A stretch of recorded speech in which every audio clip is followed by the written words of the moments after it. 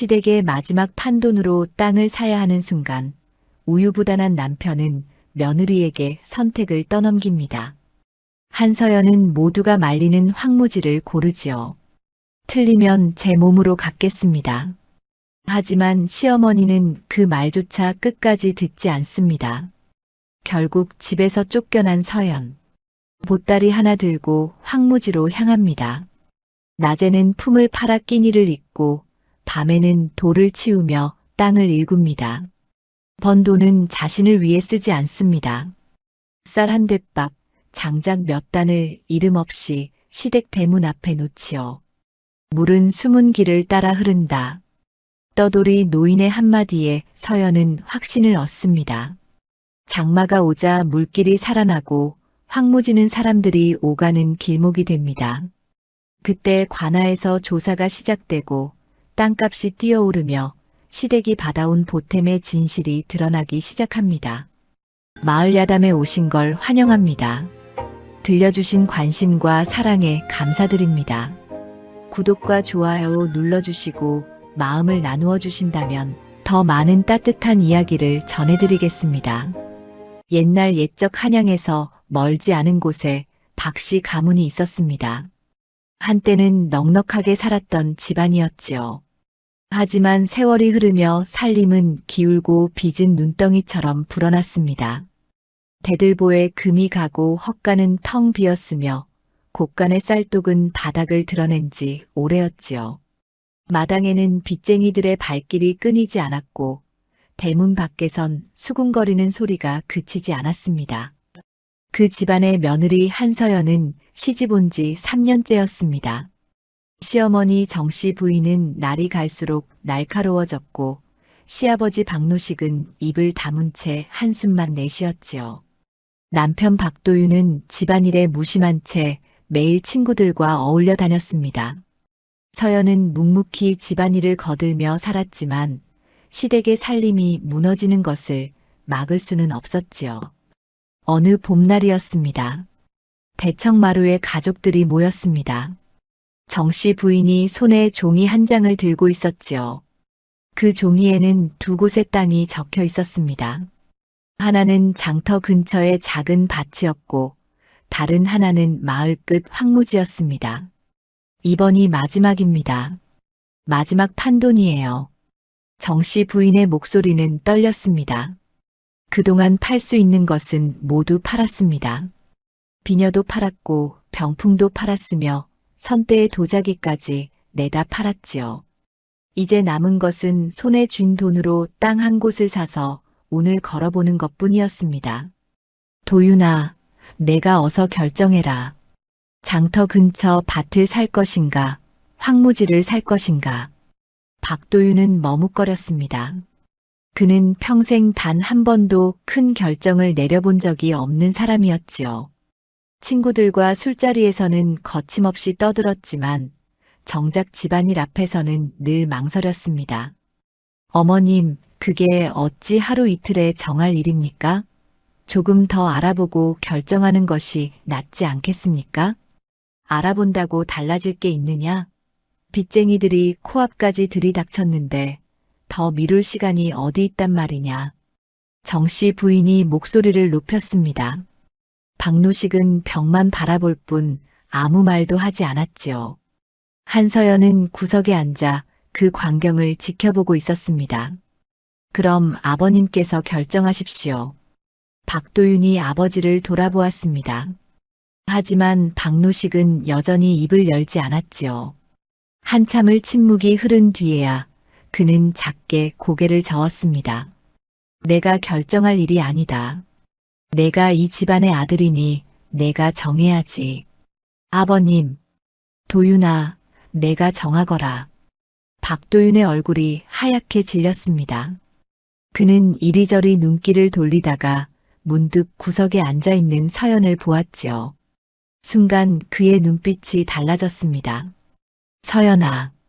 서연이 고개를 들었습니다. 정씨 부인과 박노식도 박도윤을 바라보았지요. 내가 골라라. 예. 내가 어느 땅이 나을지 골라보거라. 서연은 믿을 수 없다는 듯 남편을 바라보았습니다. 정씨 부인이 눈을 부라렸지요. 도윤아, 무슨 소리냐? 집안의 큰일을 며느리에게 떠넘긴단 말이냐? 어머님, 서연이가 저보다 살림을 잘 압니다. 3년 동안 집안일을 도맡았으니 어떤 땅이 쓸모 있을지 알지 않겠습니까?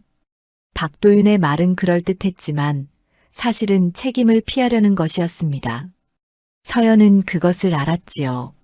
하지만 입을 열었습니다. 황무지를 사십시오. 뭐라고? 정씨 부인이 벌떡 일어났습니다. 황무지라니, 내가 정신이 있느냐?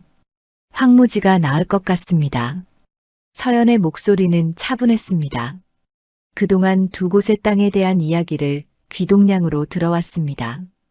장터 근처 밭은 당장 농사를 지을 수 있지만 크기가 작고 새가 붙어 있었지요.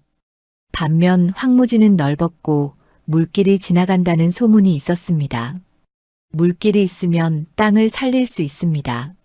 넓으니 나중에라도 쓸모가 있을 것입니다. 나중은 무슨 나중이냐? 당장 내일 먹을 쌀이 없는데 나중을 생각하고 있어? 정씨 부인의 얼굴이 불그락푸르락했습니다. 서연은 무릎을 꿇고 말했지요. 만약 제 판단이 틀렸다면 제 몸으로 갚겠습니다. 그 순간 방 안이 조용해졌습니다. 박노식이 고개를 들었고 박도윤이 눈을 크게 떴습니다. 정씨 부인은 서연을 노려보았지요. 내 몸으로 갚는다고? 내가 무슨 값어치가 있다고 내 몸으로 갚는단 말이냐? 어머님, 박도윤이 말렸지만 정씨 부인은 듣지 않았습니다. 내가 시집 온 뒤로 이 집안이 제대로 된 적이 있더냐? 내 팔자가 사나워서 집안이 이 꼴이 된 것인지도 모르는데 이제 와서 황무지를 사자고? 내가 이 집안을 아주 망쳐놓으려고 작정했구나. 그런 것이 아닙니다, 어머님. 입 닥쳐. 내가 무슨 말을 하든 듣고 싶지 않다. 정씨 부인은 종이를 구겨버렸습니다. 그러고는 대청마루를 성큼성큼 나가버렸지요. 박노식도 한숨을 쉬며 자리에서 일어났습니다. 박도윤은 어찌할 바를 몰라 하다가 서연에게 말했습니다. 내가 어머님을 너무 건드렸구나. 저는 그저 제 생각을 말씀드린 것뿐입니다. 그래도 어머님 앞에서 몸으로 갚겠다는 말은 하지 말았어야지. 그게 무슨 말이냐? 서방님께서 제게 고르라 하셨습니다. 제 선택에 책임을 지겠다는 뜻입니다. 박도윤은 더 이상 말하지 못하고 방을 나갔습니다. 서연은 혼자 남아 구겨진 종이를 펼쳐보았지요. 황무지라는 글자가 보였습니다. 서연은 그 글자를 한참 들여다보았습니다. 그리고 작게 중얼거렸지요. 틀리지 않을 것입니다. 그날 밤 시댁은 술렁거렸습니다. 정씨 부인은 며느리를 원망했고 박도윤은 방 안에 틀어박혔으며 박노식은 마당을 거닐 뿐이었지요. 서연은 홀로 작은 방에 앉아 창밖을 바라보았습니다. 달빛이 차갑게 마당을 비추고 있었습니다. 황무지를 산다는 소문은 삽시간에 마을에 퍼졌습니다. 사람들은 박씨 가문이 미쳤다고 수군거렸지요. 장터에서도 우물가에서도 박씨 집안 이야기가 끊이질 않았습니다. 아니, 그 집이 제정신이 아닌가 봐. 빚에 쪼들려 죽겠다면서 황무지를 샀다니. 들리는 말로는 며느리가 골랐다던데. 며느리가? 세상에, 그러니 집안이 망하지. 소문은 꼬리에 꼬리를 물었습니다. 처음엔 그저 어리석은 선택이라는 이야기였지만 점점 며느리 탓으로 돌아갔지요. 한서연이 시집 온 뒤로 집안이 기울었다는 말이 나돌았고 급기야 서연의 팔자가 사납다는 소문까지 퍼졌습니다. 정씨 부인은 그 소문을 들을 때마다 이를 갈았습니다. 체면이 말이 아니었지요. 마을 사람들을 마주칠 때마다 고개를 숙여야 했고 아는 사람들은 슬그머니 피해갔습니다. 정씨 부인은 모든 것이 며느리 때문이라고 생각했지요. 다 전현 때문이야. 전현이 황무지를 고르는 바람에 우리 집안이 웃음거리가 됐어. 정씨 부인은 날마다 며느리를 구박했습니다. 서연이 밥상을 들고 오면 내팽개쳐버렸고 빨래를 하면 다시 하라고 소리쳤지요.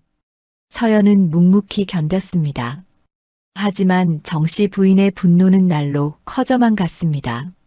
어느 날 대문 앞에서 빚쟁이와 정씨 부인이 실랑이를 벌였습니다. 빚쟁이는 이번 달 안에 돈을 갚지 않으면 집을 넘기라고 으름장을 놓았지요. 정씨 부인은 그를 겨우 돌려보냈지만 얼굴이 새하얗게 질려 있었습니다. 이 집안이 망하는구나. 정씨 부인은 마당에 주저앉아 흐느꼈습니다. 그때 서연이 우물가에서 물을 길어오다가 그 모습을 보았지요. 서연은 조심스럽게 다가갔습니다. 어머님, 괜찮으십니까? 내가 뭐가 괜찮냐고 묻는 거냐? 정씨 부인이 벌떡 일어나 서연을 노려보았습니다. 내가 황무지를 고르는 바람에 이 꼴이 됐잖아. 빚쟁이들이 코앞까지 왔는데 무슨 돈으로 갚는단 말이냐? 어머님, 황무지는 아직 값이 오르지 않았을 뿐입니다. 조금만 기다리시면. 기다리라고? 빚쟁이가 기다려주겠느냐? 내가 책임진다며? 내 몸으로 갚는다며? 그럼 당장 나가서 몸이라도 팔아와라. 정씨 부인의 목소리가 마당 가득 울렸습니다. 박노식이 사랑채에서 나왔지만 아무 말도 하지 않았지요. 그는 고개를 숙인 채 한숨만 내쉬었습니다. 전현 때문에 우리 집안이 완전히 망했어. 전현만 없었어도 이렇게까지는 안 됐을 거야. 정씨 부인은 마을 사람들에게도 그렇게 말하고 다녔습니다.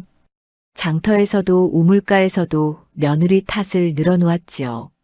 사람들은 혀를 차며 고개를 끄덕였습니다. 그러게 말입니다. 며느리가 주제도 모르고 나섰으니 그렇지요. 시어머니 말씀을 들었어야지. 어찌 며느리 주제에 큰일을 결정한답니까? 소문은 더욱 커졌습니다. 이제는 온 마을이 서연을 손가락질했지요. 서연은 장을 보러 나가도 사람들의 수군거림을 들어야 했고 우물가에 가도 냉대를 받았습니다. 박도윤은 그 모든 것을 보면서도 아무 말도 하지 못했습니다. 친구들을 만나면 그들도 서연 이야기를 꺼냈지요. 도윤아, 내 댁 며느리가 큰 실수를 한 모양이던데 자네가 좀 단속을 해야 하는 것 아닌가. 박도윤은 그저 술잔만 기울였습니다. 집에 돌아와서도 서연을 마주하면 눈을 피했지요. 서연이 말을 걸면 짧게 대답하고는 방으로 들어가 버렸습니다. 서방님. 어느 날 밤 서연이 박도윤을 불렀습니다. 무엇이냐? 제가 황무지를 고른 것이 잘못이었습니까? 박도윤은 한참을 말이 없었습니다. 그러다가 작게 한숨을 쉬었지요. 내가 내게 고르라고 했으니 내 잘못만은 아니지. 그럼 서방님께서 어머님께 말씀해 주십시오. 제가 혼자 결정한 것이 아니라고요. 그게 무슨 소용이 있겠느냐? 이미 소문이 다 퍼졌는데. 박도윤은 그렇게 말하고는 돌아 누웠습니다. 서연은 그 뒷모습을 한참 바라보았지요. 다리 차고 기울기를 몇 번 반복했습니다. 박씨 집안의 살림은 더욱 기울었고 빚쟁이들의 독촉은 심해졌지요.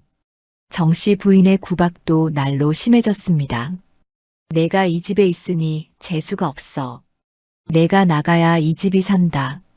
어머님, 내일까지 짐을 싸서 나가거라. 나는 내 같은 며느리 필요 없다. 그날 밤 서연은 박도윤을 찾아갔습니다. 서방님, 어머님께서 저보고 나가라 하십니다. 그게... 박도윤은 말끝을 흐렸습니다. 서연은 그의 얼굴을 똑바로 바라보았지요. 서방님께서는 제가 나가길 원하십니까? 그런 것은 아니지만... 그럼 어머님께 말씀해 주십시오. 어머니 뜻이 그러하시니 어쩔 수 없지 않겠느냐. 박도윤은 끝내 서연 편에 서지 못했습니다. 서연은 더 이상 말하지 않았지요. 이튿날 아침 서연은 짐을 꾸렸습니다. 가져갈 것이 많지 않았습니다. 옷가지 몇 벌과 버섯 몇 켤레가 전부였지요. 서연은 작은 보따리에 짐을 담았습니다. 대청마루에 식구들이 모였습니다. 정씨 부인은 팔짱을 낀 채 서연을 내려다보았고 박노식은 고개를 숙이고 있었으며 박도윤은 벽만 바라보고 있었지요. 어머님, 아버님, 서방님. 서연이 세 사람 앞에 무릎을 꿇었습니다. 제가 이 집을 떠나겠습니다. 그래, 어서 나가거라. 정씨 부인이 차갑게 말했습니다. 서연은 고개를 들어 정씨 부인을 똑바로 바라보았지요. 하지만 한 가지 약속드리겠습니다. 약속? 내가 무슨 약속을 한단 말이냐? 집안 빚, 제 손으로 갚아보내겠습니다. 순간 정씨 부인이 헛웃음을 터뜨렸습니다. 내가 무슨 수로 빚을 갚는단 말이냐? 빈손으로 나가는 주제에 제 방법이 있습니다. 서연의 목소리는 흔들림이 없었습니다. 박노식이 고개를 들었고 박도윤이 서연을 돌아보았지요. 황무지를 제게 주십시오. 제가 그 땅으로 돈을 만들어 빚을 갚겠습니다. 황무지를 내게 준다고? 그게 말이 되는 소리냐? 어차피 쓸모없다고 하신 땅입니다. 제게 주셔도 손해볼 것은 없지 않습니까? 정씨 부인은 잠시 생각하다가 고개를 끄덕였습니다. 좋다.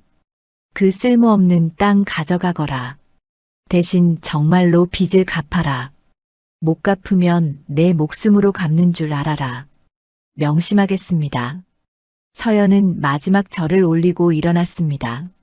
보따리를 들고 대문을 나서는데 뒤에서 박도윤의 목소리가 들렸지요. 서연아. 서연이 걸음을 멈추고 돌아보았습니다. 박도윤이 망설이다가 입을 열었습니다. 몸 조심해라. 그 말이 전부였습니다. 서연은 대답하지 않고 고개를 돌렸지요. 그리고 대문을 나섰습니다.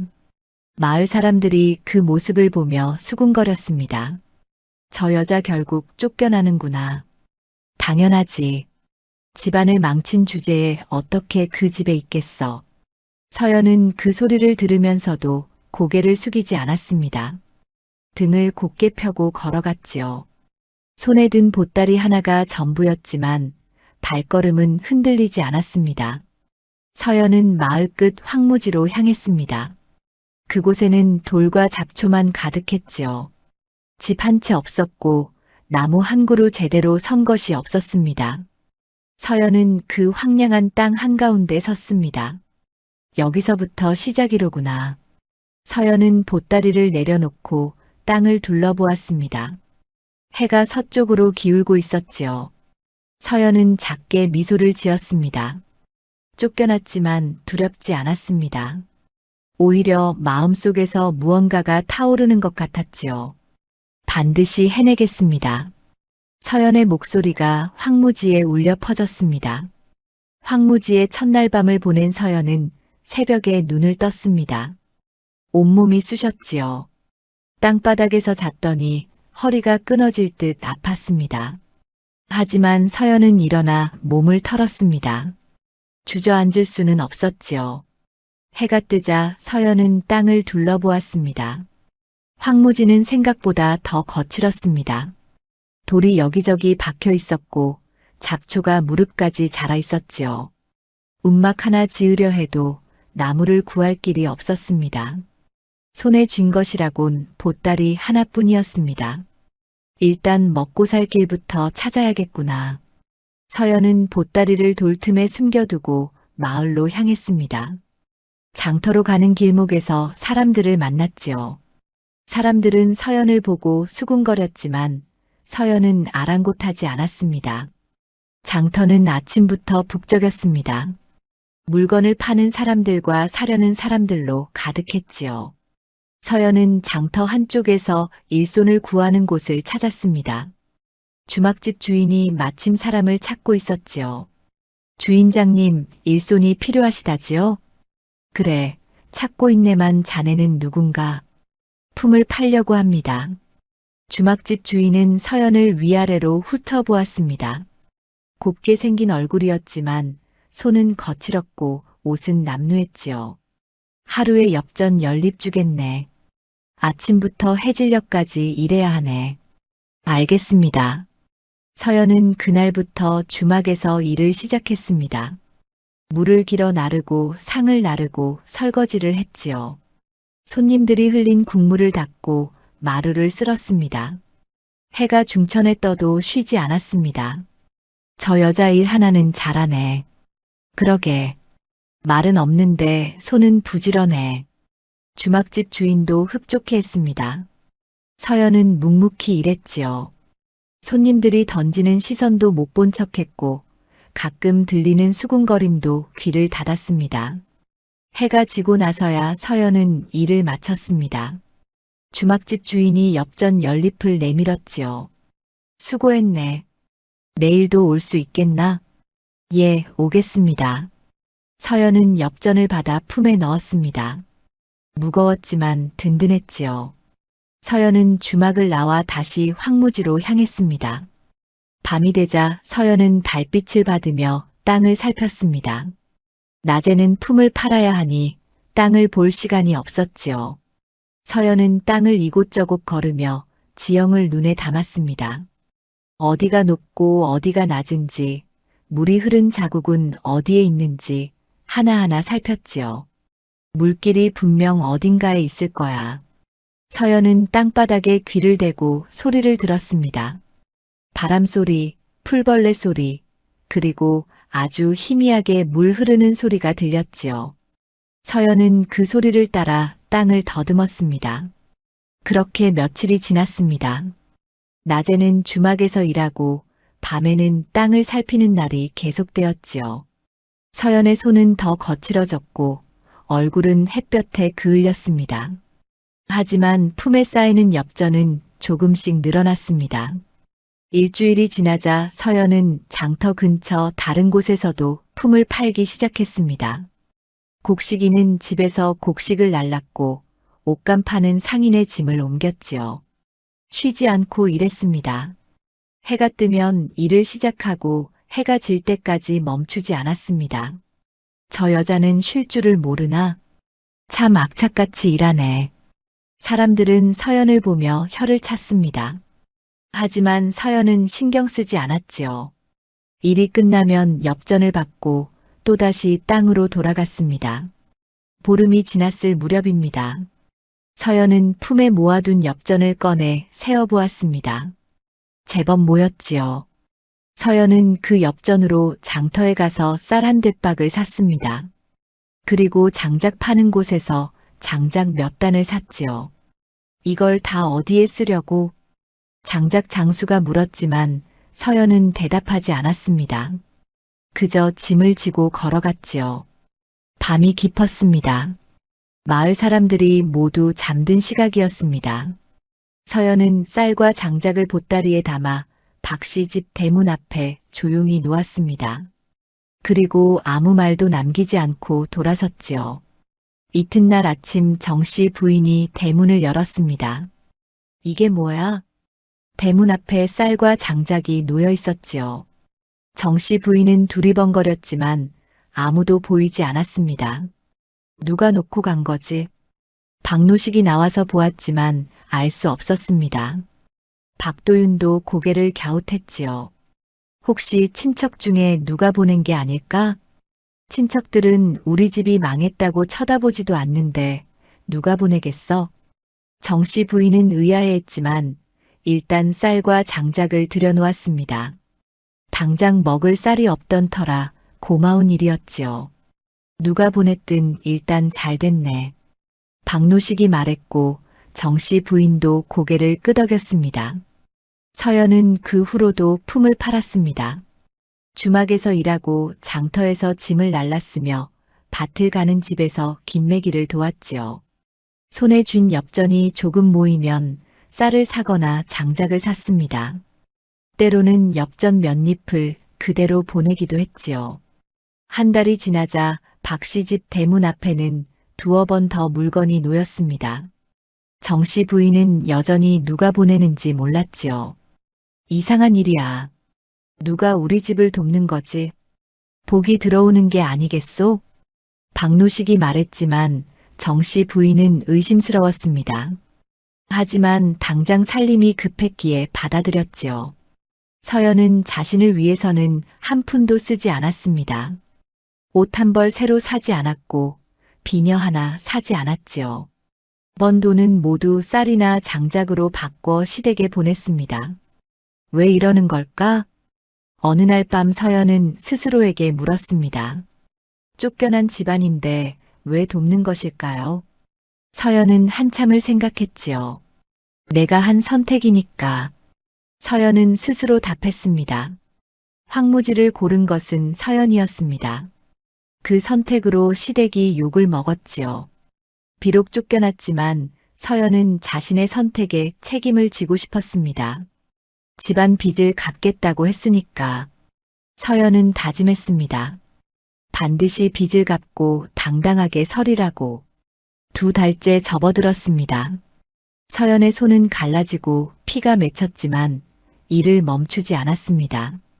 주막집 주인은 서연을 믿고 더 많은 일을 맡겼고 장터 상인들도 서연을 찾았지요. 저 여자에게 맡기면 든든해. 말은 없어도 일은 확실히 하니까. 서연은 품삯으로 조금씩 돈을 모았습니다. 그리고 모은 돈은 다시 시댁으로 향했지요. 쌀이 떨어질 때쯤이면 쌀이 대문 앞에 놓였고 장작이 필요할 때쯤이면 장작이 쌓였습니다. 정씨 부인은 점점 더 궁금해졌습니다. 대체 누가 보내는 거야? 이렇게 때 맞춰 필요한 걸 보내다니. 은인이 있는 게로구만. 박노식은 그렇게 말했지만 속으로는 이상하다고 생각했습니다. 박도윤도 고개를 갸웃했지요. 하지만 세 사람 모두 그것이 서연이 보낸 것이라고는 상상하지 못했습니다. 서연은 밤마다 땅을 살폈습니다. 조금씩 땅의 모습이 눈에 들어왔지요. 어디로 물이 흐를 것인지, 어디를 고쳐야 길이 날 것인지 보이기 시작했습니다. 조금만 더 힘을 내자. 서연은 스스로를 다독였습니다. 황무지 한가운데 서서 별을 올려다보며 다짐했지요. 언젠가 이 땅이 빛을 발할 날이 올 거라고. 그날까지 견디리라고. 바람이 불어왔습니다. 황무지를 스치는 바람은 차가웠지만 서연은 몸을 떨지 않았습니다.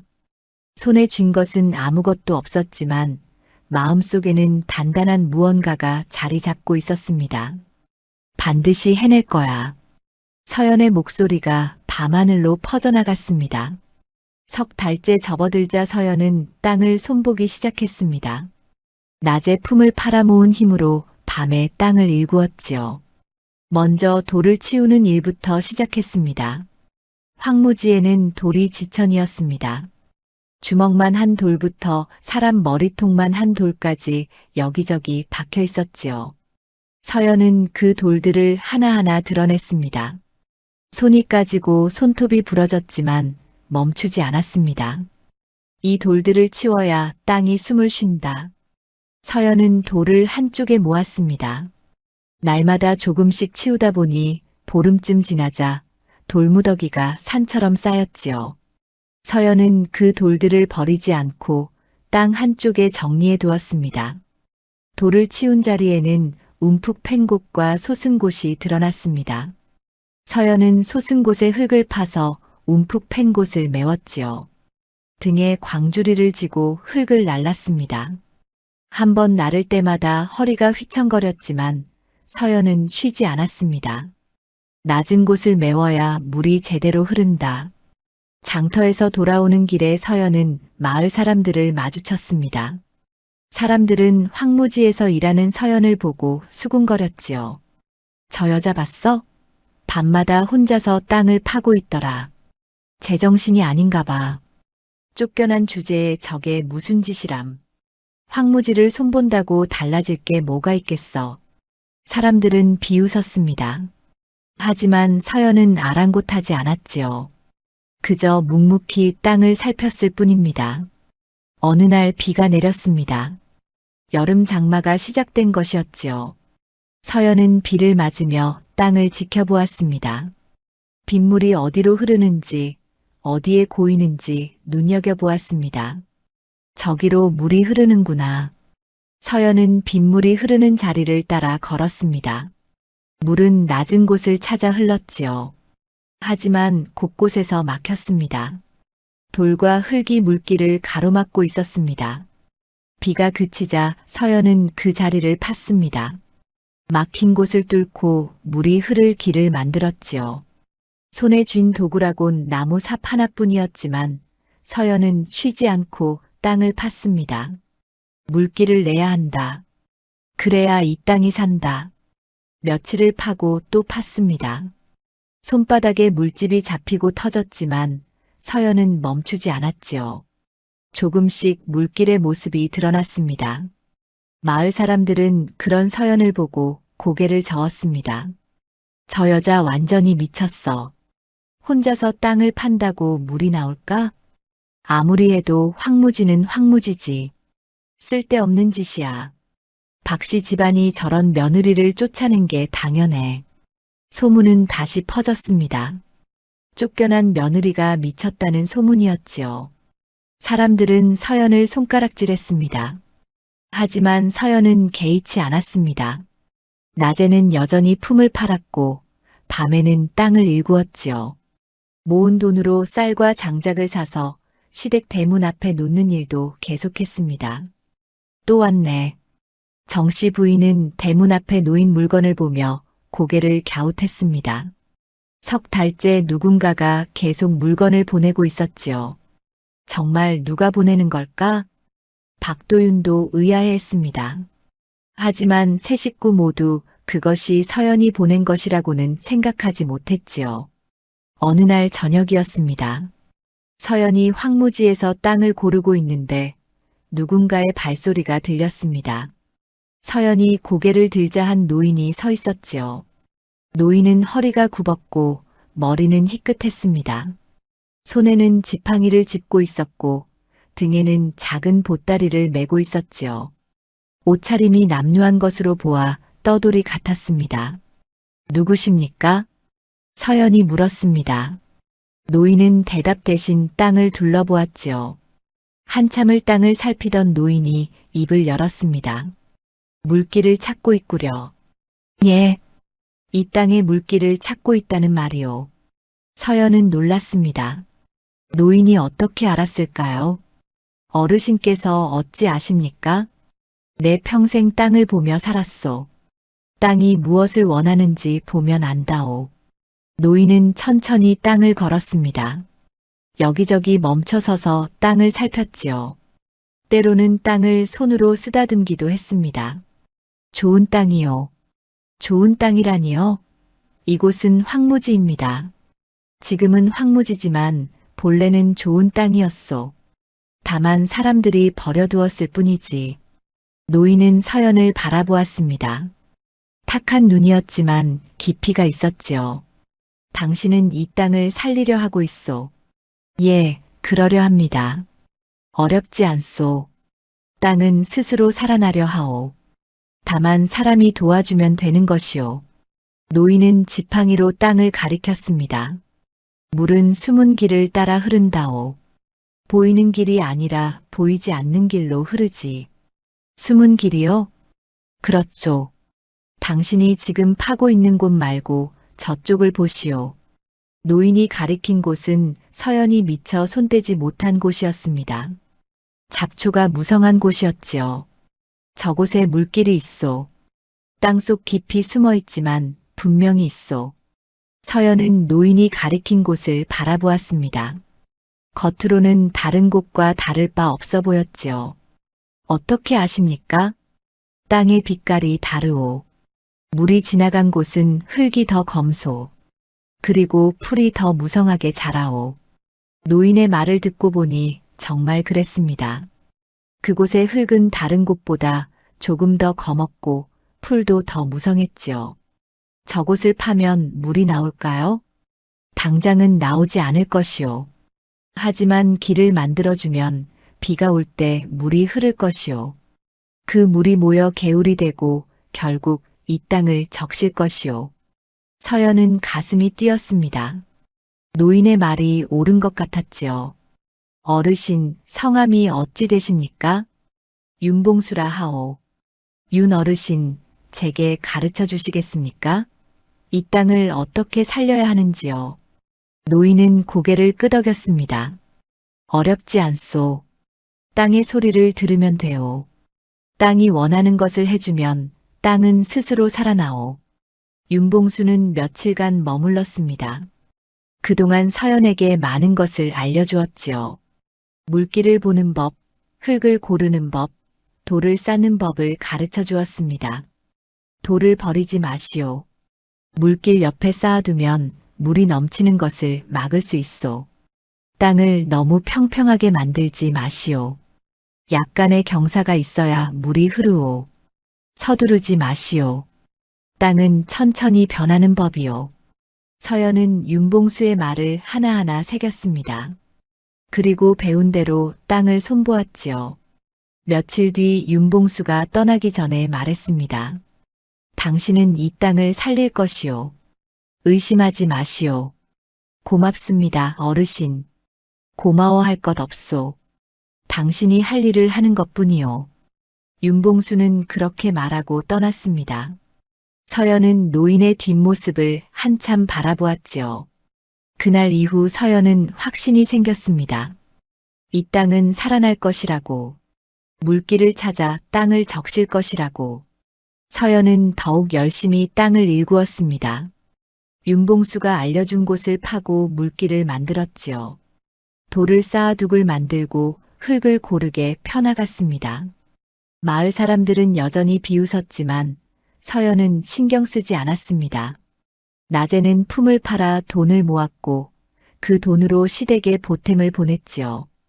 정씨 부인은 또다시 대문 앞에 놓인 쌀을 보며 중얼거렸습니다. 이번 달에도 또 왔네.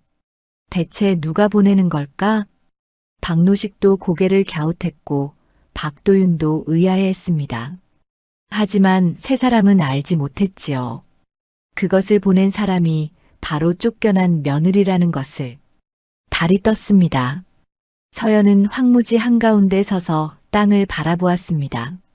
조금씩 변하고 있었습니다. 돌이 치워진 자리, 물길이 생긴 자리, 흙이 고르게 펴진 자리. 하나하나가 서연의 손때가 묻은 곳이었지요. 조금씩 살아나고 있어. 서연은 미소 지었습니다. 아직 갈 길이 멀었지만 길은 보였습니다. 윤봉수의 말처럼 땅은 스스로 살아나려 하고 있었지요. 바람이 불어왔습니다. 서연은 바람을 맞으며 고개를 들었습니다. 하늘에는 별이 총총했지요. 서연은 별을 바라보며 다짐했습니다. 반드시 해내겠습니다. 그 목소리는 황무지에 울려 퍼졌고 바람을 타고 멀리 날아갔습니다. 여름이 깊어지자 장마가 시작되었습니다. 먹구름이 몰려오더니 사흘 낮 사흘밤을 비가 쏟아졌지요. 마을 사람들은 집안에 틀어박혀 비를 피했습니다. 하지만 서연은 황무지에 서서 비를 맞았습니다. 빗물이 땅 위로 흘러내렸습니다. 서연이 만들어 놓은 물길을 따라 흐르기 시작했지요. 처음에는 가늘게 흘렀지만 점점 굵어졌습니다. 물길이 제대로 잡혀 있어서 넘치지 않고 고르게 흘렀습니다. 맞았어. 윤 어르신 말씀이 맞았어. 서연은 가슴이 벅찼습니다. 몇 달 동안 땅을 파고 돌을 치우고 흙을 나른 보람이 있었지요. 물은 서연이 만든 길을 따라 흘렀습니다. 비가 그치자 서연은 물길을 따라 걸어보았습니다. 물이 고인 곳은 없었고 막힌 곳도 없었지요. 깨끗하게 흘러 황무지를 적셨습니다. 땅은 물을 머금고 숨을 쉬기 시작했습니다. 며칠 뒤 신기한 일이 일어났습니다. 마을 사람 하나가 황무지를 지나가다가 멈췄지요. 여기 길이 났네.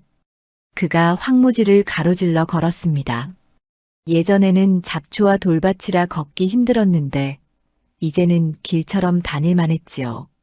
물길이 생기면서 자연스럽게 그 옆으로 사람이 다닐 길이 생긴 것이었습니다. 이쪽으로 가면 장터까지 지름길이잖아. 그 사람은 길을 따라 걸어갔습니다. 황무지를 돌아가지 않고 가로질러 가니 시간이 반으로 줄었지요. 소문이 퍼졌습니다. 황무지에 길이 났다는 소문이었습니다. 사람들이 하나 둘 그 길을 이용하기 시작했지요. 장에 가는 사람들, 이웃 마을로 가는 사람들이 그 길을 지나갔습니다. 이 길 참 편하네. 그러게. 황무지를 돌아갈 필요가 없으니 좋아. 처음에는 몇 사람뿐이었지만 점점 많은 사람이 이용했습니다. 길은 사람들의 발길로 더욱 단단해졌지요. 어느 날 장돌뱅이 하나가 그 길을 지나다가 멈췄습니다. 짐을 많이 진 그는 숨이 차서 쉬어가고 싶었지요. 마침 물길 옆에 평평한 돌이 있었습니다. 서연이 쌓아둔 돌이었습니다. 여기서 좀 쉬어가야겠군. 장돌뱅이는 돌에 앉아 쉬었습니다. 물을 마시고 땀을 닦으며 한참을 앉아 있었지요. 다른 장돌뱅이들도 그 모습을 보고 그곳에서 쉬어갔습니다. 여기 쉬어가기 딱 좋구만. 물도 흐르고 그늘도 있고. 사람들이 자주 쉬어가자 누군가가 그곳에 작은 노점을 차렸습니다. 떡을 파는 할멈이었지요. 지나가는 분들 떡 사가세요. 할멈은 길가에 자리를 펴고 떡을 팔았습니다. 지나가던 사람들이 멈춰서서 떡을 샀지요. 떡을 사 먹으며 쉬어가는 사람들이 늘었습니다. 얼마 지나지 않아 또 다른 노점이 생겼습니다. 이번에는 엿을 파는 사람이었고 그 다음엔 신발을 고쳐주는 사람이 나타났지요. 황무지 길목은 조금씩 사람들이 모이는 곳이 되었습니다. 서연은 그 광경을 멀리서 지켜보았습니다. 가슴이 뛰었지요. 버려진 땅이 사람들에게 쓸모 있는 곳이 되고 있었습니다. 이제 시작이야. 서연은 다짐했습니다. 더 좋은 길을 만들어야겠다고. 사람들이 더 편하게 다닐 수 있도록 해야겠다고. 서연은 품삯으로 모은 돈을 땅에 쏟아부었습니다. 길을 더 넓히고 돌을 더 쌓았지요. 물길 옆에 작은 돌다리도 놓았습니다. 비가 와도 물을 건너갈 수 있도록 말입니다. 낮에는 여전히 품을 팔았습니다. 주막에서 일하고 장터에서 짐을 날랐지요. 밤에는 땅을 손보았습니다. 잠은 서너 시즌만 잤지만 서연은 지치지 않았습니다. 이 길이 더 좋아지면 땅값이 오를 거야. 서연은 그것을 알고 있었습니다. 사람들이 모이는 곳은 값이 오르기 마련이었지요. 하지만 서연은 서두르지 않았습니다. 천천히 확실하게 땅을 살려나갔습니다. 시댁에 보내는 보탬도 끊지 않았습니다. 돈이 모이면 쌀을 사고 장작을 샀지요. 때로는 엽전을 보따리에 넣어 보냈습니다. 여전히 이름을 밝히지 않았습니다. 박씨 집에서는 신기한 일이 계속되었습니다. 또 왔어. 정씨 부인이 대문 앞에 놓인 쌀을 보며 말했습니다. 벌써 몇 달째였지요. 누군가가 꾸준히 물건을 보내고 있었습니다. 정말 누가 보내는 걸까? 박도윤도 고개를 갸웃했습니다. 그는 요즘 이상한 점을 느끼고 있었지요. 요즘 살림이 버틴다. 그러게 말이다. 빚쟁이들한테 쫓기던 때가 엊그제 같은데. 박노식도 신기해했습니다. 빚을 다 갚진 못했지만 끼니를 거르지는 않게 되었지요. 대문 앞에 놓이는 물건 덕분이었습니다. 혹시 서연이가 보내는 건 아닐까? 박도윤이 조심스럽게 말했습니다. 정씨 부인이 눈을 부라렸지요. 서연이가 그게 말이 되는 소리냐? 쫓겨난 주제에 무슨 돈이 있어서 보내겠어. 그렇긴 하지만 생각도 마라. 서연이는 황무지에서 굶어 죽었을 거야. 정씨 부인은 그렇게 말했지만 속으로는 궁금했습니다. 정말 서연이가 보내는 것일까요? 하지만 믿고 싶지 않았지요. 쫓아낸 며느리가 자신들을 돕고 있다는 것을 인정하고 싶지 않았습니다. 한편 마을 사람들 사이에서 새로운 소문이 돌았습니다. 황무지 길목이 제법 괜찮아졌더라. 그러게. 요즘 장에 갈 때 그쪽으로 가는데 참 편해. 거기서 떡도 팔고 엿도 팔고 하더라. 쫓겨난 며느리가 손본 땅이라던데. 아니, 그 여자가 한 거였어? 사람들은 놀랐습니다. 몇 달 전만 해도 미쳤다고 비웃었는데, 이제는 그 길을 이용하고 있었으니까요. 그 여자 일은 하나는 잘하는구만. 황무지를 쓸모있게 만들었어. 평가가 조금씩 달라지기 시작했습니다. 물론 아직도 혀를 차는 사람들이 있었지만 예전만큼 많지는 않았지요.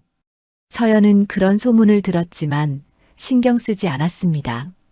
사람들이 뭐라 하든 자신이 할 일을 할 뿐이었지요.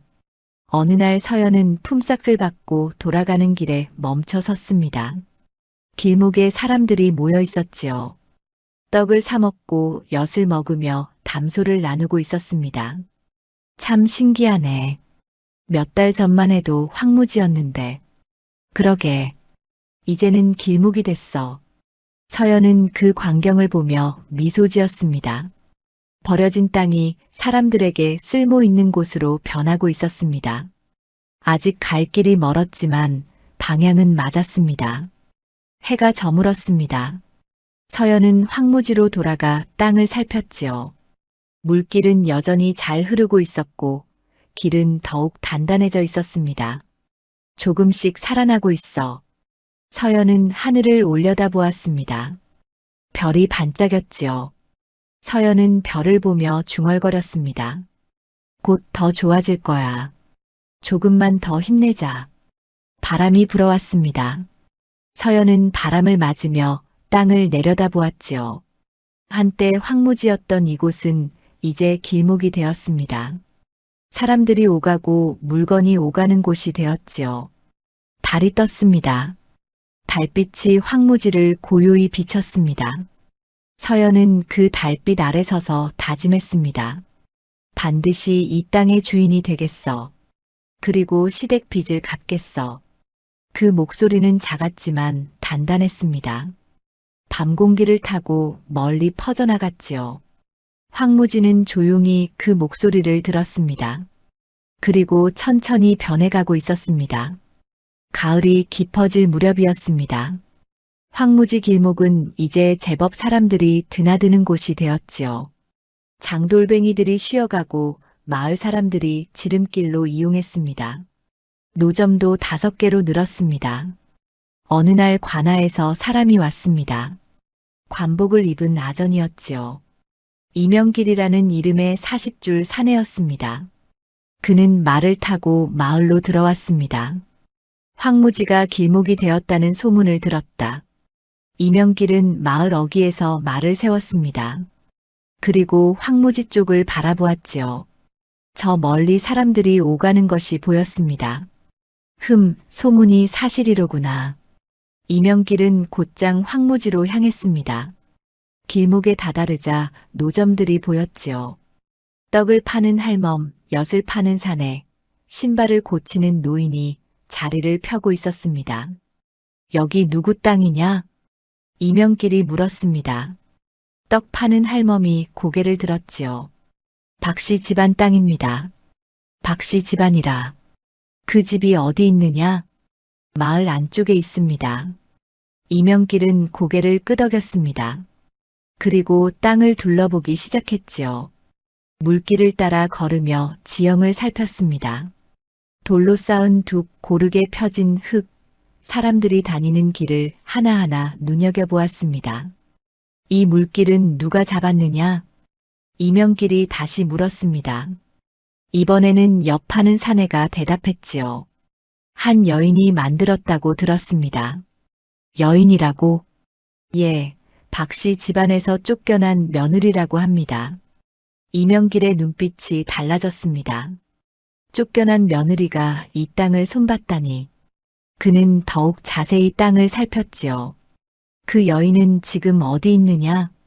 황무지 저쪽에서 지낸다고 들었습니다.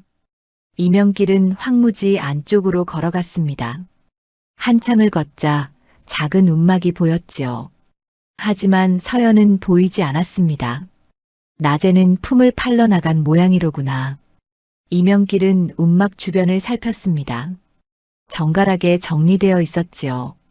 땅도 손질한 흔적이 역력했습니다. 제법이군. 이명길은 다시 길목으로 돌아왔습니다. 그리고 노점 주인들에게 물었지요. 이 길이 생긴 지 얼마나 되었느냐? 석 달쯤 됐습니다. 그 전에는 어땠느냐? 황무지였지요. 돌과 잡초만 가득했습니다. 그런데 누가 이 길을 살렸다는 거냐? 떡 파는 할멈이 대답했습니다. 그 며느리가 혼자서 했습니다. 낮에는 품을 팔고 밤에는 땅을 팠다고 들었습니다. 혼자서?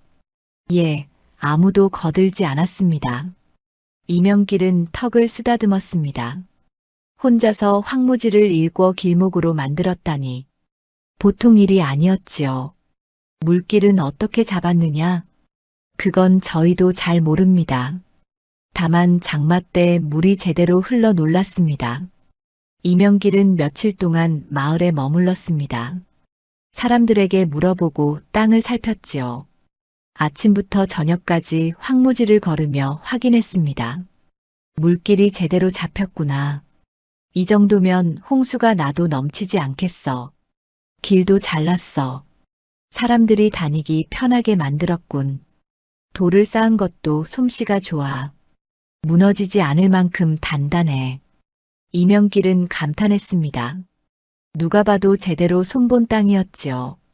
이틀째 되는 날 이명길은 마을 사람들을 불러 모았습니다.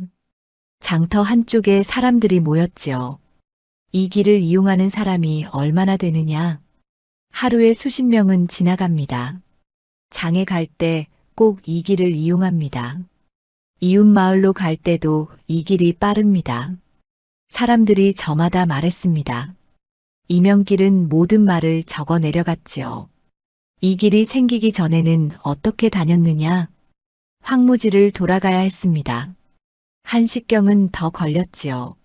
지금은 그 시간이 반으로 줄었습니다. 이명길은 고개를 끄덕였습니다. 사람들의 증언이 일치했지요. 이 길은 분명 쓸모 있는 길이었습니다.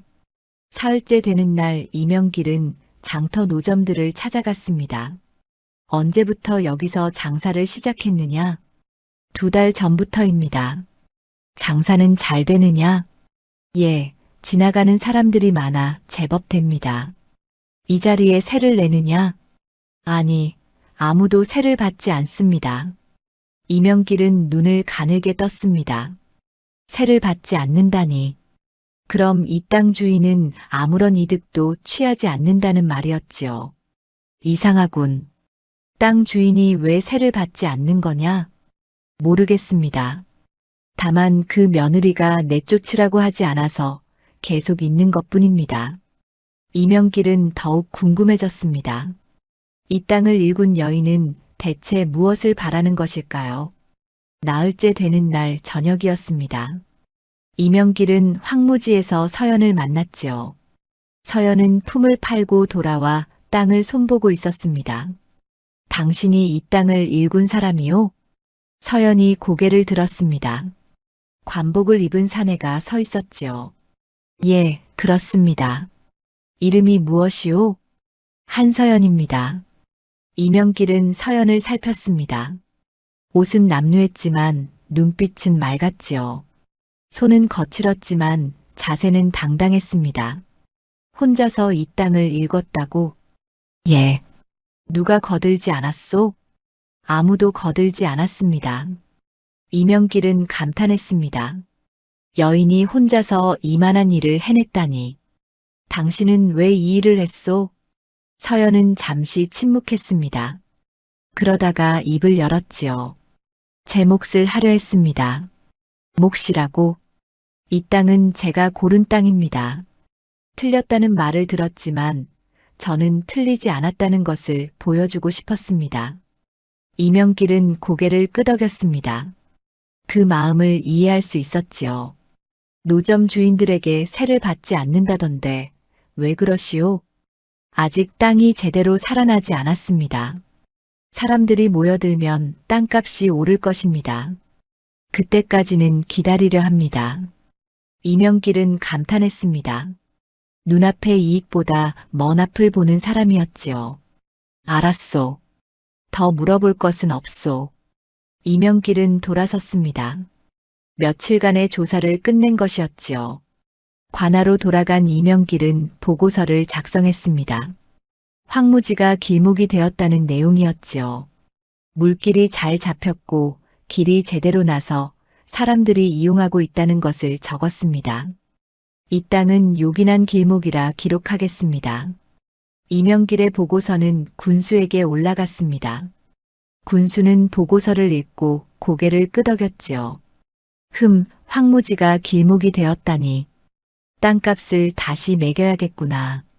예, 그렇게 하겠습니다. 소문은 빠르게 퍼졌습니다. 관하에서 황무지를 조사했다는 소문이었지요. 그리고 그 땅이 요긴한 길목으로 기록될 것이라는 소문도 함께 퍼졌습니다. 박씨 집안에도 그 소문이 들렸습니다. 여보, 들었소? 황무지를 관하에서 조사했다던데. 박노식이 말했습니다. 정씨 부인이 눈을 크게 떴지요. 황무지를요? 왜요? 길목이 되었다고 하더군. 땅값이 오를 거라던데. 정씨 부인은 얼굴이 하얗게 질렸습니다. 그럼 그 황무지가 쓸모있는 땅이 되었단 말입니까? 그런 모양이요. 박도윤도 놀랐습니다. 서연이가 맞았던 거요? 황무지가 좋은 땅이었던 거요? 세 사람은 서로를 바라보았습니다. 불안이 얼굴에 가득했지요. 그 땅을 서연이에게 줘버렸는데 정씨 부인이 떨리는 목소리로 말했습니다. 어떻게 하면 좋겠소? 박노식도 당황했습니다. 박도윤은 입술을 깨물었지요. 일단 더 알아봐야 하지 않겠습니까? 그래야겠구나. 하지만 세 사람 모두 불안했습니다. 황무지가 좋은 땅이 되었다면 그것은 서연의 땅이었습니다. 쫓아내며 황무지를 준 것은 정씨 부인이었지요. 큰일 났어. 큰일 났단 말이야. 정씨 부인은 그날 밤 잠을 이루지 못했습니다. 박노식도 한숨만 쉬었고 박도윤도 뒤척였지요. 황무지는 조용히 달빛을 받고 있었습니다. 서연은 그곳에서 여전히 땅을 손보고 있었지요. 관아의 조사가 있었지만 서연은 흔들리지 않았습니다. 그저 할 일을 할 뿐이었습니다. 이제 고지야. 서연은 별을 올려다보며 중얼거렸습니다. 곧 모든 것이 드러날 것입니다. 그때까지 조금만 더 버티면 되었지요. 보름이 지나자 관아에서 정식으로 공고가 나왔습니다. 황무지가 요긴한 길목으로 기록되었고 땅값이 다시 매겨진 것이었지요. 새로 매겨진 값은 처음 산 값의 10배였습니다. 마을은 떠들썩했습니다. 사람들이 저마다 놀라움을 감추지 못했지요. 황무지 값이 그렇게 올랐다고? 그러게. 누가 그 땅을 샀더라. 박씨 집안이 샀는데 며느리한테 줘버렸다던데. 소문은 빠르게 퍼졌습니다. 쫓겨난 며느리가 땅을 받아 읽었고 이제 그 땅이 귀한 땅이 되었다는 것까지 모두 알려졌지요. 박씨 집에 그 소식이 전해졌습니다. 정씨 부인이 종이를 손에 쥐고 떨고 있었습니다. 관아에서 나온 공고문이었지요. 10배라니, 10배나 올랐다니. 정씨 부인의 목소리가 떨렸습니다. 박노식은 벽만 바라볼 뿐 아무 말이 없었고 박도윤은 얼굴이 새하얗게 질려 있었지요. 우리가 서연이에게 그 땅을 줘버렸어. 이제 그 땅은 서연이 것이야. 어머님. 박도윤이 입을 열려 했지만 정씨 부인이 소리를 질렀습니다. 내가 서연이에게 고르라고 했잖아. 내가 책임을 떠넘겼잖아. 그건 어머님께서도 내 탓을 하는 거냐? 내가 결정을 못해서 그렇게 된 거잖아. 두 사람이 다투는 사이 박노식은 고개를 숙이고 있었습니다. 그도 잘못이 있었지요. 아들이 며느리에게 책임을 떠넘기는 것을 보고도 말리지 않았습니다. 그때 대문 두드리는 소리가 들렸습니다. 하인이 문을 열고 들어왔지요. 마님, 주막집 주인이 찾아왔습니다. 주막집 주인이 왜? 정씨 부인이 나가보니 주막집 주인이 서 있었습니다. 손에 무언가를 들고 있었지요. 무슨 일이요? 마님께 드릴 말씀이 있어서 왔습니다. 주막집 주인은 조심스럽게 말을 꺼냈습니다. 그동안 박시댁 대문 앞에 쌀과 장작을 놓고 간 사람이 누군지 아십니까? 그게 누군지 몰라서 궁금했소. 혹시 당신이 아오? 아닙니다. 한서연이라는 여인입니다. 순간 정씨 부인이 얼어붙었습니다. 뭐라고요? 서연이가 저희 주막에서 품을 팔았습니다. 그렇게 번 돈으로 쌀과 장작을 샀지요. 그리고 밤마다 이댁 대문 앞에 놓고 갔습니다. 주막집 주인은 품에서 작은 보따리를 꺼냈습니다. 어제도 이것을 사가더군요. 오늘 저녁에 또 갖다 놓으려 했던 모양입니다. 제가 대신 전해드립니다. 정씨 부인은 보따리를 받았습니다. 손이 떨렸지요. 보따리를 열어보니 쌀 한 대박과 엽전 몇 잎이 들어있었습니다. 서연이가 정말 이걸 보냈단 말이오? 예. 몇 달 동안 계속 그렇게 했습니다. 낮에는 품을 팔고 밤에는 땅을 일구면서도 박시댁을 잊지 않았지요. 주막집 주인이 돌아가고 정씨 부인은 그 자리에 주저앉았습니다. 박노식과 박도윤이 달려나왔지요. 무슨 일이요? 서연이었어. 그동안 우리를 도운 게 서연이었어. 정씨 부인은 보따리를 떨어뜨렸습니다. 쌀이 마당에 흩어졌지요. 쫓아낸 며느리가 우리를 먹여 살렸어. 우리가 욕하고 내친 며느리가 말이야. 박노식은 입을 다물었습니다. 무슨 말을 해야 할지 몰랐지요. 박도윤은 얼굴을 들지 못했습니다. 부끄러움에 고개가 저절로 숙여졌습니다. 우리가 서연이에게 무슨 짓을 한 거야. 정씨 부인은 흐느끼기 시작했습니다. 후회가 밀려왔지요. 며느리를 쫓아낸 것도 황무지를 떠넘긴 것도 모두 자신의 잘못이었습니다. 사흘이 지났습니다. 박씨 집안 식구들은 모여 앉아 의논했습니다. 서연이를 찾아가야 합니다. 박도윤이 말했습니다. 그래야겠지. 땅을 되사야 해. 정씨 부인이 말했지만 목소리에 힘이 없었습니다. 되산다고? 그게 말이 되는 소리요? 박노식이 처음으로 입을 열었습니다. 우리가 서연이에게 준 땅입니다. 이제 와서 되사겠다는 게 말이 됩니까? 하지만 그 땅이 이렇게 귀해질 줄 알았다면 안 줬겠지요. 하지만 준 것은 우리입니다. 서연이는 아무 잘못이 없어요. 박노식의 말에 두 사람은 입을 다물었습니다. 하지만 정씨 부인은 포기할 수 없었지요. 일단 찾아가 봅시다. 사정을 해봅시다. 다음 날 세 사람은 황무지를 찾아갔습니다. 서연은 길목에서 노점 주인들과 이야기를 나누고 있었지요. 박씨 집안 식구들을 보자 노점 주인들이 물러났습니다. 서연아. 박도윤이 먼저 입을 열었습니다. 서연은 그들을 보고 고개를 끄덕였지요. 서방님, 어머님, 아버님. 서연아, 우리 할 말이 있다. 정씨 부인이 다가섰습니다. 서연은 그 자리에 서서 기다렸지요. 그동안 우리를 도와준 게 내였구나. 예. 왜 그랬느냐? 우리가 너를 쫓아냈는데. 서연은 잠시 침묵했습니다. 그러다가 입을 열었지요. 제 선택에 책임을 지려 했습니다. 황무지를 고른 것은 저였으니까요. 정씨 부인은 눈물을 흘렸습니다. 미안하다, 서연아. 정말 미안하다. 괜찮습니다. 괜찮을 리가 있느냐. 우리가 너에게 무슨 짓을 했는데. 박노식도 고개를 숙였습니다. 며느리, 우리가 잘못했네. 용서해주게. 박도윤도 무릎을 꿇었지요. 서연아, 나도 잘못했어.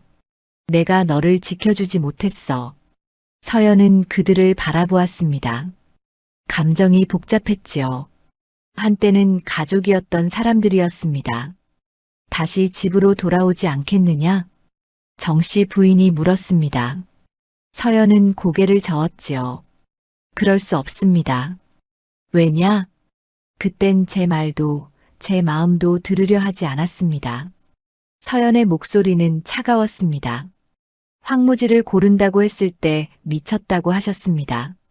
물길을 찾는다고 했을 때 비웃으셨지요. 이제 와서 돌아오라고 하시는 건 땅값이 올랐기 때문 아닙니까?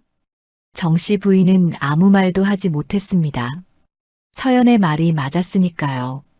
그럼 땅이라도 되팔아주지 않겠느냐? 정씨 부인이 애원했습니다. 우리가 값을 쳐주마. 지금 값보다 더 쳐주마. 안 됩니다. 서연은 단호했습니다. 이 땅은 제가 일군 땅입니다. 제 손으로 돌을 치우고 물길을 냈습니다. 이제 이 땅은 저 없이는 아무것도 아닙니다. 서연아, 제발. 박도윤이 매달렸지만 서연은 흔들리지 않았습니다. 처음부터 이 땅을 저에게 주셨습니다. 쓸모없다고 하시며 주셨지요. 이제 와서 되돌려 달라는 것은 도리가 아닙니다. 서연은 돌아섰습니다. 돌아가십시오. 저는 할 말이 없습니다. 서연아. 정씨 부인이 소리쳤지만 서연은 걸음을 멈추지 않았습니다. 세 사람은 그 뒷모습을 바라볼 수밖에 없었지요. 우리가 서연이를 잃었어. 정씨 부인이 주저앉으며 말했습니다. 박노식은 한숨을 쉬었고 박도윤은 고개를 떨구었지요. 세 사람은 힘없이 집으로 돌아갔습니다. 마을 사람들이 그 모습을 보고 수군거렸습니다. 서연이가 거절했나 봐. 당연하지. 그렇게 쫓아내놓고 이제 와서 되돌려 달라니. 서연이가 잘했어. 저 사람들은 자격이 없어. 박씨 집안은 그날 이후 더욱 조용해졌습니다. 빚은 여전히 남아있었고 살림은 나아지지 않았지요. 무엇보다 며느리를 잃은 죄책감이 세 사람을 짓눌렀습니다. 황무지에서 서연은 여전히 땅을 돌보고 있었습니다. 마음이 편하지는 않았지만 후회는 없었지요. 이제 이 땅은 온전히 서연의 것이었습니다. 이제 시작이야. 서연은 하늘을 올려다보며 중얼거렸습니다. 앞으로 할 일이 많았지요. 하지만 두렵지 않았습니다. 이미 가장 어려운 일을 해냈으니까요. 달이 떴습니다. 달빛이 황무지를 비쳤습니다. 서연은 그 빛 아래 서서 땅을 바라보았지요. 이제 이 땅과 함께 새로운 삶을 살아갈 것이었습니다. 가을이 지나고 겨울이 왔습니다. 서연은 황무지를 팔지 않았습니다. 여러 사람이 땅을 사겠다고 찾아왔지만 서연은 모두 거절했지요. 이 땅은 팔지 않습니다. 값을 많이 치르겠소. 지금 값의 2배를 주겠소. 아닙니다.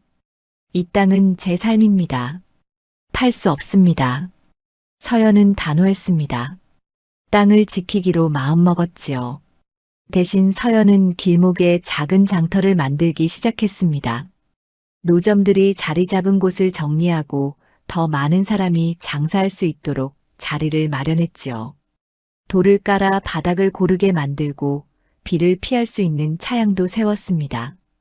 여기서 장사하시는 분들께 이제 자리세를 받겠습니다.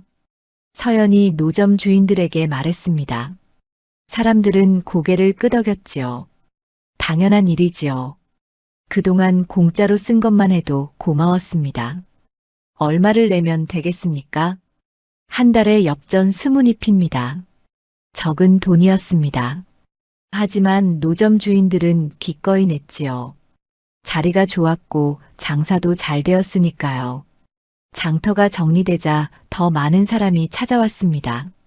곡식을 파는 사람, 옷감을 파는 사람, 농기구를 파는 사람이 하나둘 모여들었지요. 작은 장터는 점점 커져갔습니다. 서연은 장터를 돌보며 새로운 삶을 시작했습니다. 움막을 고쳐 작은 집으로 만들었지요. 비바람을 막을 수 있고 따뜻하게 지낼 수 있는 집이었습니다. 이제 여긴 내 보금자리야. 서연은 집을 바라보며 미소 지었습니다. 처음으로 자신만의 공간을 가진 것이었지요. 한편 박씨 집안은 무너지고 있었습니다. 빚쟁이들의 독촉은 더욱 심해졌고 살림은 바닥을 드러냈지요. 더 이상 팔 것도 없었습니다. 이제 집을 넘겨야 할 것 같소. 박노식이 말했습니다. 정씨 부인은 울음을 터뜨렸지요. 이 집을 넘긴다고? 선대부터 살아온 집을 넘긴단 말이오? 다른 방법이 없소. 박도윤도 고개를 숙였습니다. 막막했지요. 세 사람은 자주 다퉜습니다. 서로를 탓했지요. 당신이 결단력이 있었다면 이렇게까지 안 됐을 거요. 어머님이 며느리를 쫓아내지만 않았어도 달랐을 겁니다. 너희들이 무능해서 이 꼴이 된 거 아니냐. 다툼은 날로 심해졌습니다. 집안은 더 이상 가족 같지 않았지요. 결국 박씨 집안은 흩어졌습니다. 집은 빚쟁이에게 넘어갔고 세 사람은 뿔뿔이 흩어졌지요. 박노식은 먼 친척집으로 갔고 정씨 부인은 절로 들어갔습니다. 박도윤은 혼자 남았습니다. 어느 겨울날이었습니다. 박도윤이 황무지를 찾아왔지요. 서연은 장터를 돌보고 있었습니다. 서연아. 서연이 돌아보았습니다. 초라한 모습에 박도윤이 서 있었지요. 옷은 남루했고 얼굴은 야위어 있었습니다. 서방님, 볼일 보러 왔다. 잠깐 이야기할 수 있겠느냐? 서연은 고개를 끄덕였습니다. 두 사람은 장터 한쪽에 앉았지요. 집을 잃었다. 박도윤이 먼저 입을 열었습니다. 들었습니다. 아버님은 친척집으로 가셨고 어머님은 절로 들어가셨다. 나는 혼자 남았어. 서연은 아무 말도 하지 않았습니다. 박도윤은 한참을 침묵하다가 말했지요. 서연아, 다시 돌아오지 않겠느냐? 안 됩니다. 서연의 대답은 단호했습니다. 박도윤은 고개를 숙였지요. 그럴 줄 알았다. 하지만 마지막으로 청해보고 싶었어. 서방님, 내가 너를 지키지 못했어. 책임을 떠넘기고 외면했지. 그게 내 가장 큰 잘못이었어. 박도윤의 목소리가 떨렸습니다. 이제라도 잘하고 싶어. 다시 시작하고 싶어. 함께 살 수 없겠느냐? 서연은 고개를 저었습니다. 제가 살린 건 땅이지 그 집이 아닙니다. 무슨 뜻이냐? 저는 황무지를 살렸습니다. 하지만 무너진 집안을 살릴 수는 없었습니다. 아니, 살리려 하지 않았습니다. 서연의 목소리는 차분했지만 단단했습니다. 서방님께서 저를 지키려 했다면 달랐을 겁니다. 어머님께서 제 말을 들으려 했다면 달랐을 거예요. 하지만 그러지 않으셨잖아요. 박도윤은 아무 말도 하지 못했습니다. 이제 저는 제 삶을 삽니다. 이 땅과 함께요. 돌아갈 수 없습니다. 그래, 알겠다. 박도윤은 일어났습니다. 떠나기 전에 마지막으로 말했지요. 서연아, 행복해라. 서방님도 새 삶을 사십시오. 박도윤은 고개를 끄덕이고 떠났습니다. 서연은 그 뒷모습을 한참 바라보았지요. 가슴 한구석이 시렸지만 후회는 없었습니다. 마을 사람들은 서연에 대해 말했습니다. 저 여인이 황무지를 산 며느리 아닌가? 아니야, 황무지를 산 게 아니라 살린 거지. 맞아, 황무지를 살린 여인이야. 사람들의 평가는 달라졌습니다. 처음엔 미쳤다고 비웃었지만 이제는 존경했지요. 저 여인은 대단해. 혼자 힘으로 황무지를 길목으로 만들었어. 시댁에 쫓겨났는데도 도왔다더라. 그런데도 시댁이 며느리를 버렸지. 어리석은 사람들이야. 서연은 그런 소문을 들었지만 신경 쓰지 않았습니다. 그저 자신의 삶을 살아갈 뿐이었지요. 봄이 왔습니다. 황무지는 이제 더 이상 황무지가 아니었습니다. 길목에는 작은 장터가 섰고 사람들이 북적였지요. 서연의 집 주변에는 꽃이 피었습니다. 어느 날 떠돌이 노인 윤봉수가 다시 찾아왔습니다. 잘 지냈구려. 어르신 오셨습니까? 서연은 반가이 맞았습니다. 윤봉수는 땅을 둘러보며 흐뭇해했지요. 땅이 완전히 살아났구려. 내 말이 틀리지 않았지? 예, 어르신 덕분입니다. 아니요. 당신이 해낸 것이요. 나는 조금 일러줬을 뿐이지. 윤봉수는 며칠 머물렀습니다. 서연과 이야기를 나누며 지냈지요. 떠나기 전에 말했습니다. 당신은 땅을 살렸소. 하지만 그보다 더 중요한 것을 살렸소. 무엇을 말씀하시는 겁니까? 자신을 살렸소. 쫓겨나고 버림받았지만 당신은 무너지지 않았소. 오히려 더 단단해졌지. 서연은 고개를 끄덕였습니다. 윤봉수의 말이 맞았지요. 앞으로도 그렇게 사시오.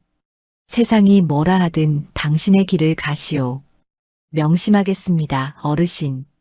윤봉수가 떠난 뒤 서연은 땅 한가운데 섰습니다. 바람이 불어왔지요. 서연은 바람을 맞으며 하늘을 올려다보았습니다. 제가 해냈습니다. 서연은 작게 중얼거렸습니다. 황무지를 살렸고 스스로도 살렸지요. 이제 앞으로 나아갈 일만 남았습니다. 장터에서 사람들의 웃음소리가 들렸습니다. 아이들이 뛰어다니는 소리, 상인들이 물건을 파는 소리가 정겹게 울렸지요. 서연은 그 소리를 들으며 미소 지었습니다. 해가 저물었습니다. 서연은 집으로 돌아갔지요. 작지만 따뜻한 집이었습니다. 서연은 문을 닫고 창밖을 바라보았습니다. 달이 떠올랐습니다. 달빛이 땅을 비쳤지요. 한때 황무지였던 이곳은 이제 생명이 넘치는 곳이 되었습니다. 서연도 함께 살아났습니다. 이제 시작이야. 서연은 다짐했습니다. 이 땅과 함께 새로운 삶을 살아갈 것이라고. 누구에게도 기대지 않고 스스로의 힘으로 살아갈 것이라고. 바람이 불었습니다. 창문이 살짝 흔들렸지요. 서연은 눈을 감았습니다. 마음은 평온했습니다. 처음으로 진정한 자유를 느꼈지요. 멀리서 개 짖는 소리가 들렸습니다. 누군가 밤길을 가고 있는 모양이었습니다. 서연은 그 소리를 들으며 잠자리에 들었지요. 꿈을 꾸었습니다. 황무지가 꽃밭이 되는 꿈이었습니다. 서연은 그 꽃밭 한가운데 서서 웃고 있었지요. 혼자였지만 외롭지 않았습니다. 오히려 자유로웠습니다. 새벽이 밝았습니다. 서연은 눈을 떴습니다. 새로운 하루가 시작되었지요. 서연은 일어나 문을 열었습니다. 아침 햇살이 땅을 비추고 있었습니다. 오늘도 좋은 하루가 되겠구나. 서연은 미소 지으며 밖으로 나갔습니다. 할 일이 많았지요. 하지만 두렵지 않았습니다. 이제 서연에게는 자신의 땅이 있었고 자신의 삶이 있었으니까요. 마을 사람들이 지나가며 인사했습니다. 서연아, 안녕. 좋은 아침입니다. 서연은 밝게 인사를 받았습니다. 사람들은 서연을 존경했지요. 황무지를 살린 여인이라고. 시간이 흘렀습니다. 황무지는 더욱 번창했고 서연의 삶도 단단해졌지요. 혼자였지만 외롭지 않았습니다. 땅이 있었고 사람들이 있었으니까요. 서연은 자신의 선택을 후회하지 않았습니다. 황무지를 고른 것도 시댁을 떠난 것도 돌아가지 않은 것도 모두 옳았습니다. 그것이 서연의 길이었으니까요. 별이 뜨는 밤 서연은 땅 한가운데 섰습니다. 하늘을 올려다보며 중얼거렸지요. 내가 살린 건 땅이 아니라 나 자신이었구나. 그 목소리는 바람을 타고 멀리 퍼져나갔습니다. 황무지는 조용히 그 목소리를 품었지요. 그리고 서연과 함께 숨 쉬었습니다.